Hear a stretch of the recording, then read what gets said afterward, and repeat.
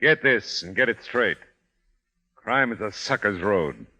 And those who travel it wind up in the gutter, the prison, or the grave. There's no other end. But they never learn.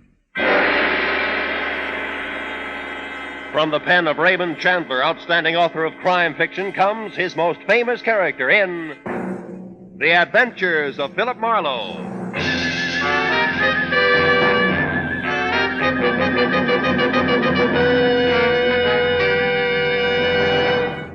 Now, with Gerald Moore, starred as Philip Marlowe, we bring you tonight's exciting story, The Good Neighbor Policy.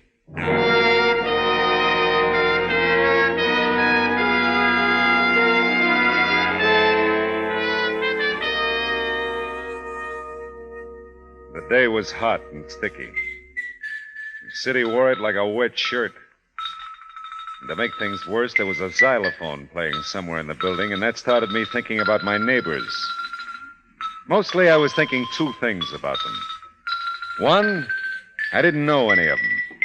And two, I'd like to shake the hand of the fella that banged that xylophone day and night and break it.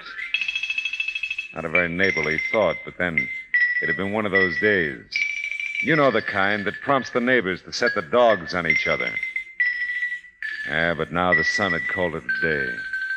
The wind had switched from the desert to the ocean, and I was figuring I'd be a better friend to man and woman if I took a long, cool shower. Well, there's got to be some legal way to kill xylophone players.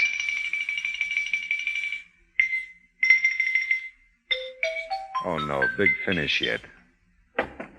Hey.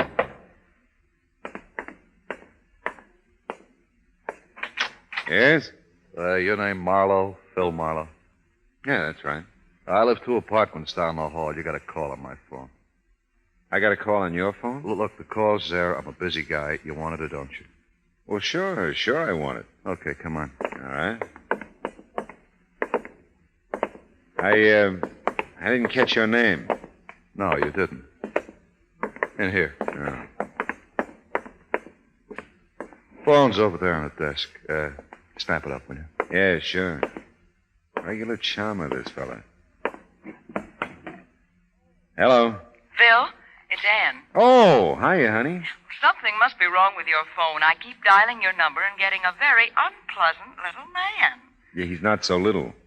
What's on your mind? Oh, it's out tonight, Phil. Oh, no. Beanie sprained her ankle a little while ago, and I'll have to fill in for her at the hospital tonight. That does it. What? Nothing. We'll do it again, huh? Soon, I hope, Phil.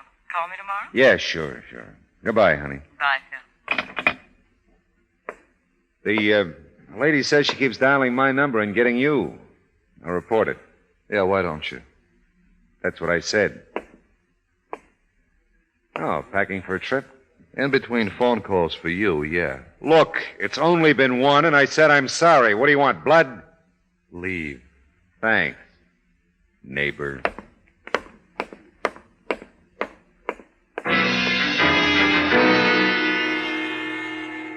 Like I said, it had been hot all day. And I wasn't getting any cooler exchanging pleasantries with Laughing Boy. Back in my own apartment, I mixed myself a tall, cool drink and thought about Ann, who was neither. I just about decided on that shower again when I remembered about calling the phone company. I reached for the phone, and just as I did... Hello? Art, this is Rena. Listen, Ernie's crossed us. I can't talk now. I'll pick you up in 10 minutes. We'll clear out alone. Hey, look, 10 minutes, Art. Be ready. Sure. Yeah, I'll be ready, baby. Oh, my name isn't Art. And it isn't. Oh, well, one good turn and all that.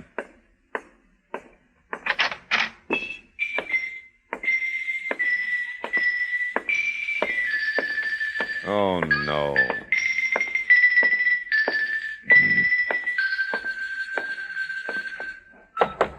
Hey, Laughing Boy. Come on, open up, will you? I got a message for you. Come on, answer the door. Anybody home? My, we're being rather boisterous out here, aren't we? Yeah, oh, I'm sorry. I guess he's not home, huh? It would almost appear that way, wouldn't it?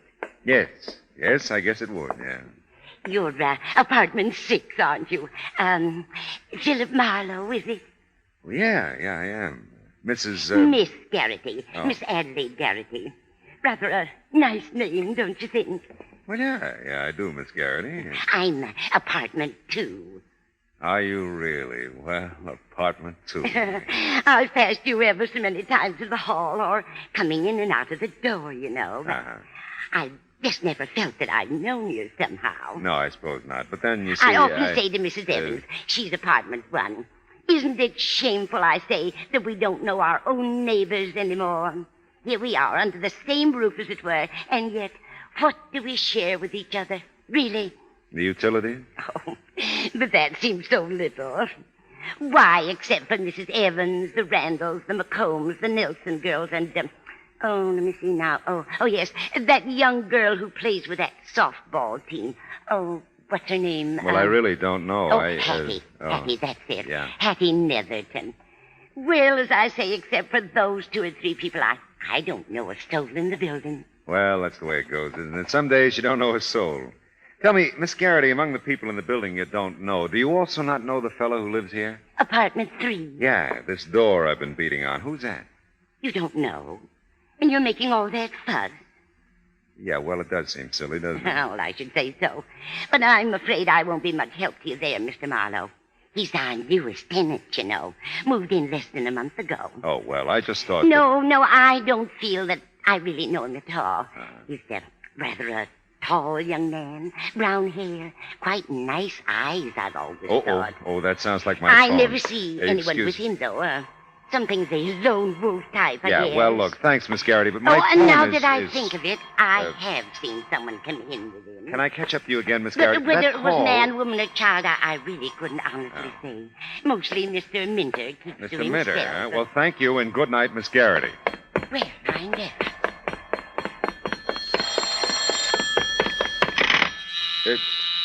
Oh, great.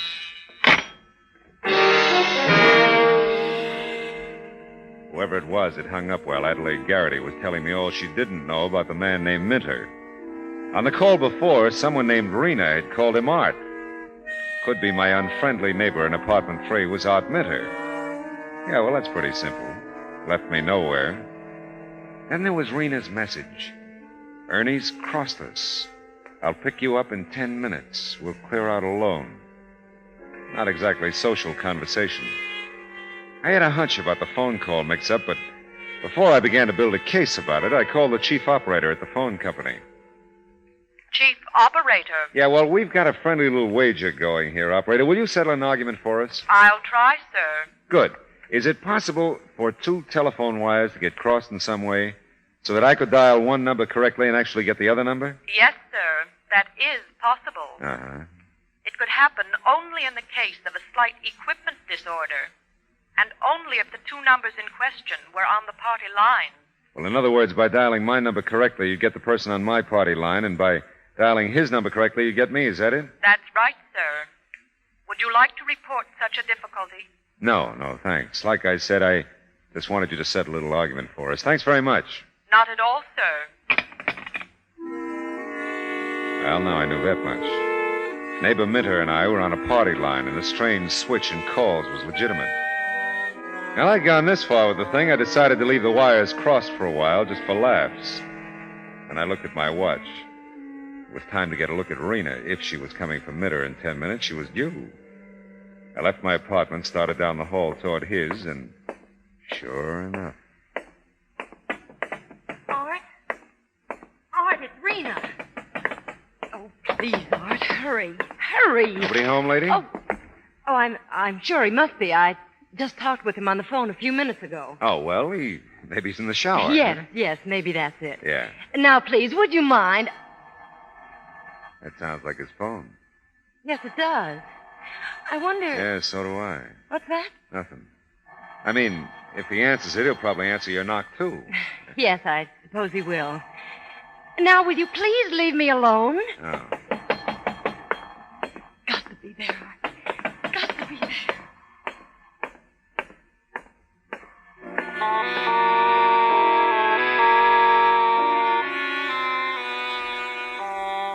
The phone ringing and Art Scott's apartment was far more frustrating to me than it was to Rena. I knew darn well the call was really for me. I opened the front door out of the welcome freshness of the evening breeze and the scent of night-blooming jasmine. By the time I'd inhaled a little of both and walked out to the end of the sidewalk, Rena suddenly barged out of the building, looked desperately up and down the street, and then headed toward a car parked across the way. And her car had an Arizona license. In a minute, she drove away.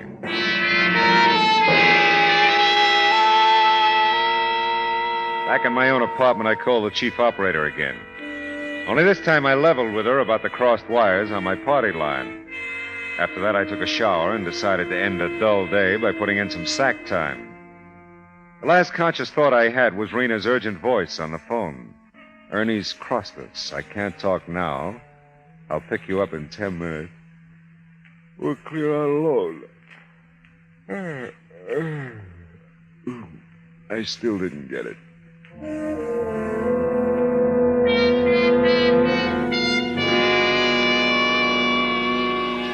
I didn't get it the next morning either. But I got up dressed and was starting for the morning paper, which my newsboy with questionable accuracy always pegs in the general vicinity of my apartment door. Didn't quite get there, though, before... Hello. Mr. Philip Marlowe? Speaking.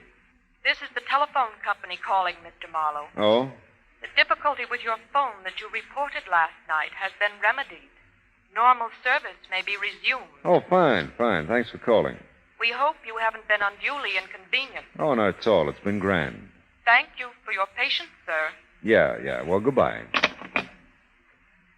Well, that's that. Okay, I'm coming.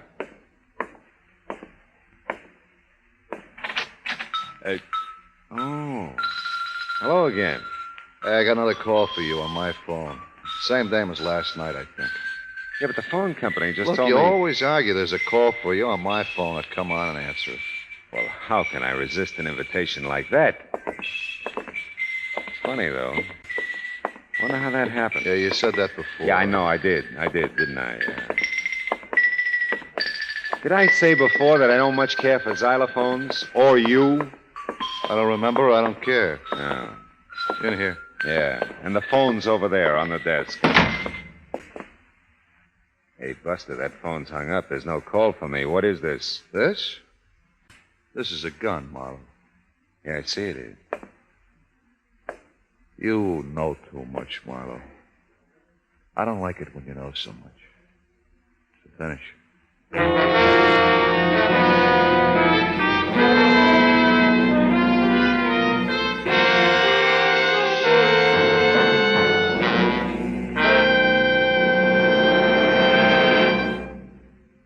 In just a moment, we will return to the second act of Philip Marlowe. But first, a blind auction racket in which employees in a customs house have a confederate purchase a battered suitcase containing a fortune in jewels. That's what CBS Radio's Gangbusters have to contend with in The Case of the Nazi Diamonds, tonight on most of these same CBS stations. Don't miss Gangbusters tonight for a suitcase full of jewels and thrills. Say, friends, the flood victims of Kansas, Missouri, Oklahoma, and Illinois need your help. Many are injured and homeless, and you can help to give them food, clothing, shelter, medical care. You can do your part by giving through your local chapter of the American Red Cross. Now, with our star, Gerald Moore, the second act of Philip Marlowe, and tonight's story, The Good Neighbor Policy.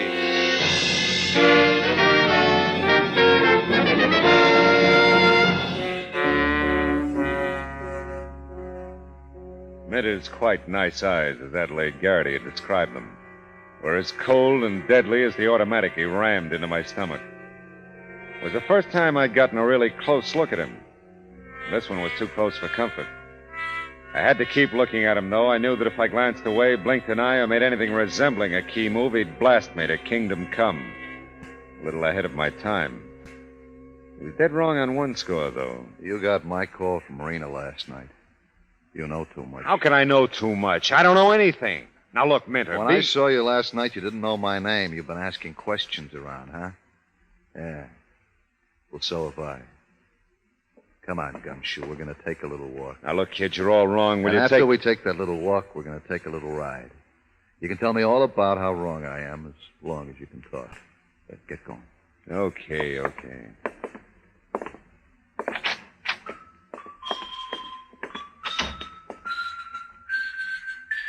Remember, Marlowe, you're just going to walk down the hall and out of the building with me. No funny stuff. This gun's staying right in your back. I see what you mean.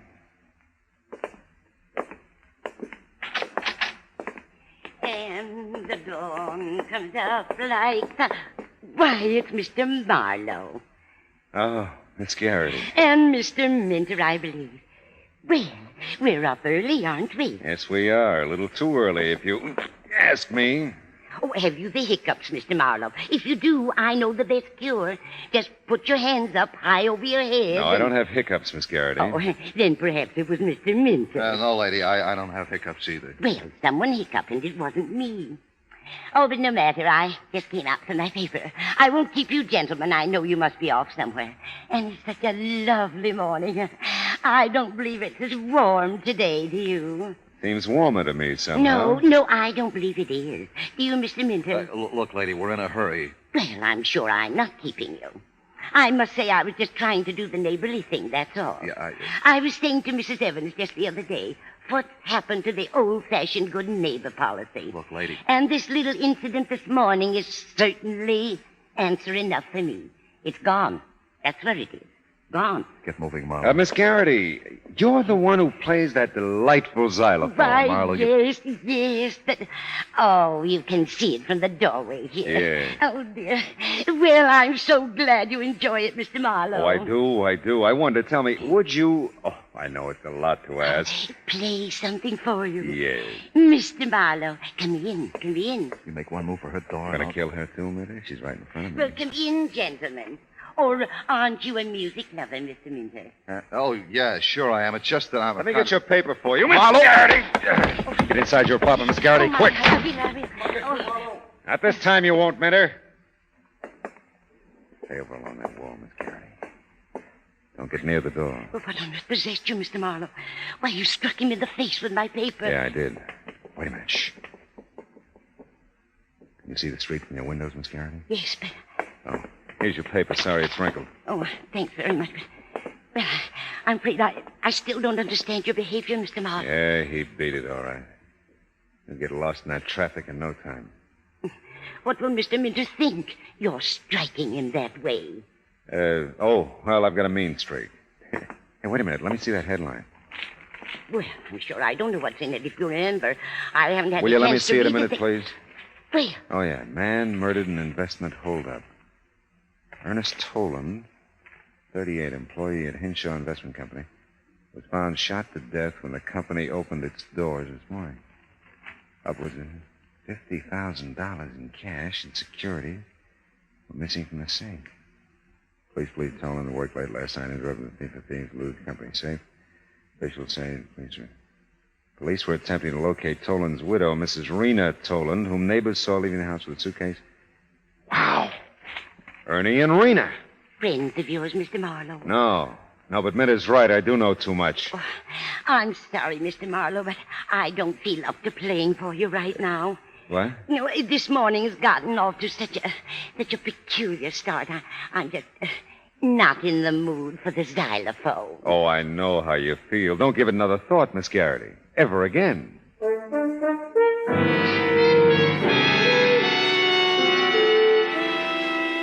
I called the landlady when I got back to my own apartment to see if she knew anything about Minter, like where he worked.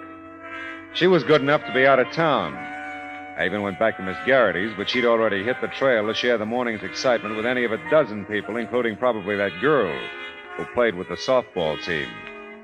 But old Mr. McWilliams, the janitor, was bringing up the morning mail.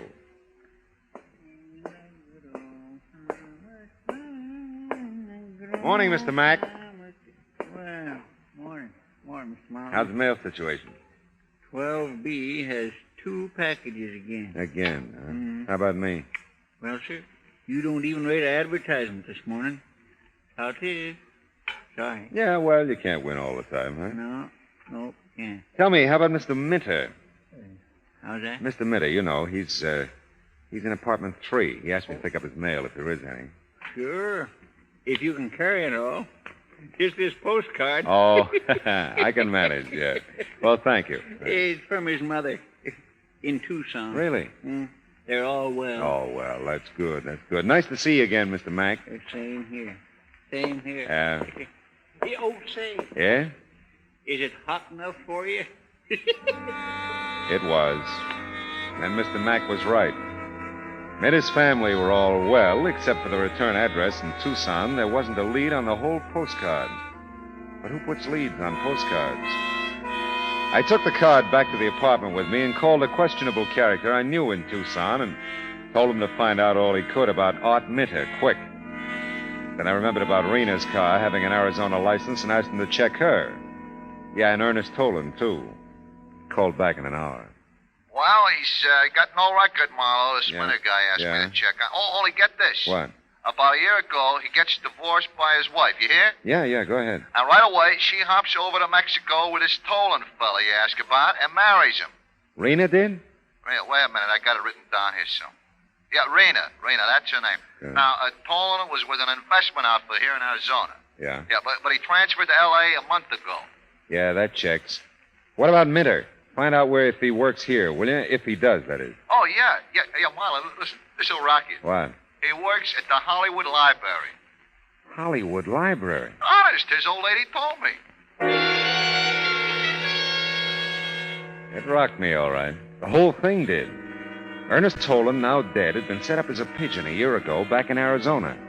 Only at some point yesterday, he got wise and decided to do the investment job alone. Trouble was, Rena didn't get to Art with the news in time. She got to me. Now even the law couldn't locate Rena. And the last time I saw Minter, he didn't act like a fellow who was heading for the Hollywood Library. Still, you never know. I started out into the hall, observed gratefully that Miss Garrity's xylophone was stilled, if only for the moment. But when I got about even with Minter's door, something happened very like a familiar song starting all over again. It was Minter's phone ringing. I listened at his door. But there was no move from inside to answer the ring. And something told me here was another lock that needed springing. Yeah? Art, it's Rena. Where have you been? Out for a while. Are you all right? You don't sound it. Yeah. I just wondered. Where are you? I'm in the... You sound so funny. Is someone there? Yeah, that's right. Oh, not the police, Art. No, neighbor. You talk, huh? Oh, because you can. All right, I will. I'm at the Bellflower in Ventura. If you call here, ask for Mrs. Guthrie. That's me. Got it. You got everything, didn't you? When you... Well, I mean, about Ernie. You're still going to split with me, aren't you? Yeah, sure. I was afraid after I ran out. But you understand, don't you? You weren't home. Skip it, huh? All right. Art, you get off work at 4, don't you? Nothing's happened about that. 4, yeah. Well, come up here as soon as you can after that. Well, just hurry, Art, please. I will. Bye. Bye.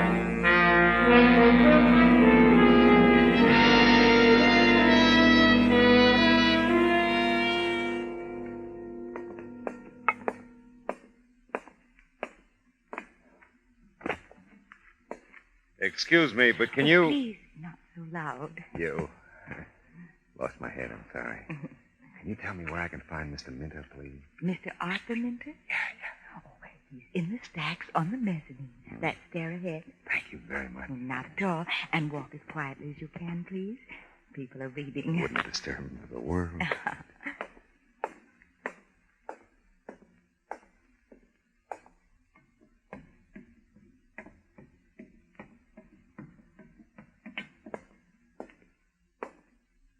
Well, no one's supposed to come up here. These are files. No one's allowed here. I was looking for something in investments. I said no. Hello. Come on. Take it easy, Minter. I got a message from Rena. Yeah? She says you killed Ernie. Look. Oh. Yeah, and I got a message for Rena, too.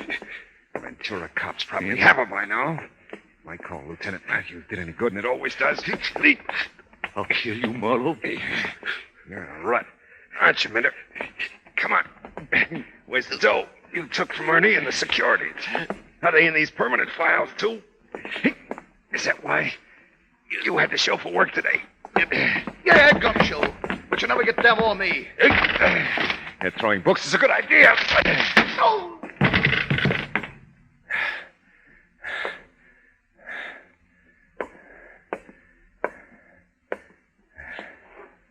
Well, this boy's really out. Yeah. Not to be said for heavy reading.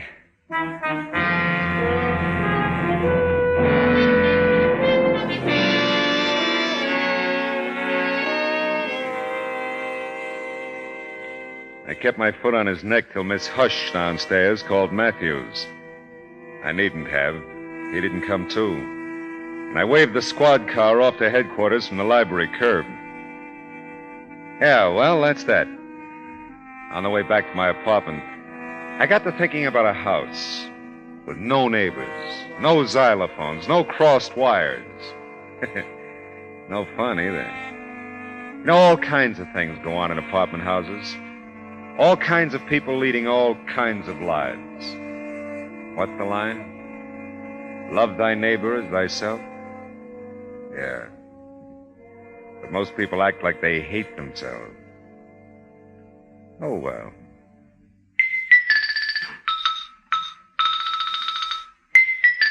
There's got to be some legal way to kill xylophone players.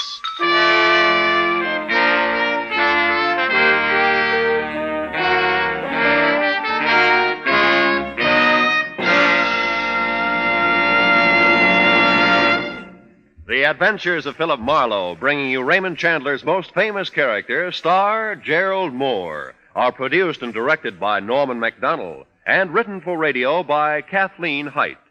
Featured in the cast were Hy Averback as Art Minter and Jane Morgan as Miss Garrity, with Vivi Janis as Anne, Dora Singleton as Rena, Parley Bear as old Mr. McWilliams, and Gene Bates as the chief telephone operator. Gerald Moore may currently be seen in the Santana production Sirocco. The special music for Philip Marlowe is composed by Pierre Garrigank and conducted by Wilbur Hatch. Be sure to listen again next week at the same time when Philip Marlowe says... This time I did a cook's tour of the San Fernando Valley in search of a missing woman. The case had a lot of positive developments. But the clincher was a negative development. And in a camera shop.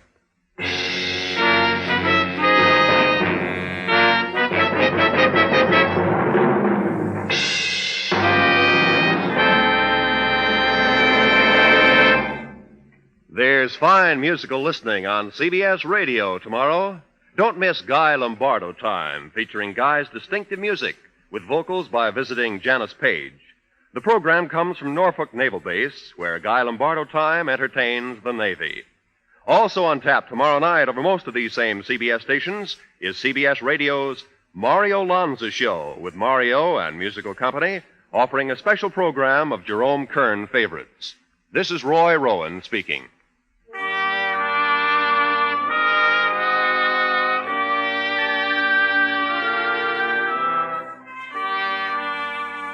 Just as systematic exercise builds a strong body, so does systematic saving build a strong future.